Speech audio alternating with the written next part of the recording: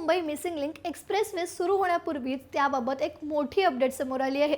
या घाटात गाड्या तासनतास अडकून पडू नयेत म्हणून काही वाहनांना मिसिंग लिंकवर बंदी घालण्यात आली आहे। यात नेमक्या कोणत्या वाहनांचा समावेश असेल ते सांगतेच, पण त्या अगोदर थोडक्यातला नक्की फॉलो करा, कारण असे महत्त्वाचे अपडेट्स आम्ही तुम्हाला नेहमीच देत असतो। पुढच्या महिन्यात म्हणजेच 1 मेला मिसिंग लिंक वाहतुकीसाठी खुला होणार आहे।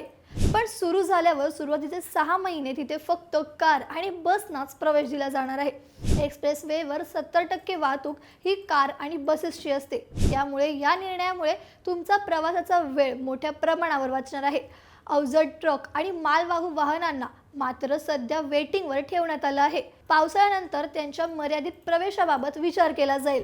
सर्वात महत्त्वाचं म्हणजे या मार्गावर आशियातील सर्वात लांबीचा बोगदा असल्याने सुरक्षिततेसाठी पेट्रोल, डिझेल सारख्या ज्वलनशील पदार्थांच्या टँकर्सना येथे कायमची बंदी घालण्यात आली आहे। यामुळे जुन्या घाटातील गर्दी 70% कमी होऊन तुमचा प्रवास आता अतिशय सुखकर होणार आहे। मग तुम्हाला काय वाटतं, टँकर्सना बंदी घातल्यावर ट्रॅफिक खरंच कमी होईल का? तुमचं उत्तर आम्हाला कमेंट्समध्ये नक्की सांगा आणि अशाच महत्त्वाच्या अपडेटसाठी थोडक्यातला फॉलो करा। बातमी म्हणजे थोडक्यात।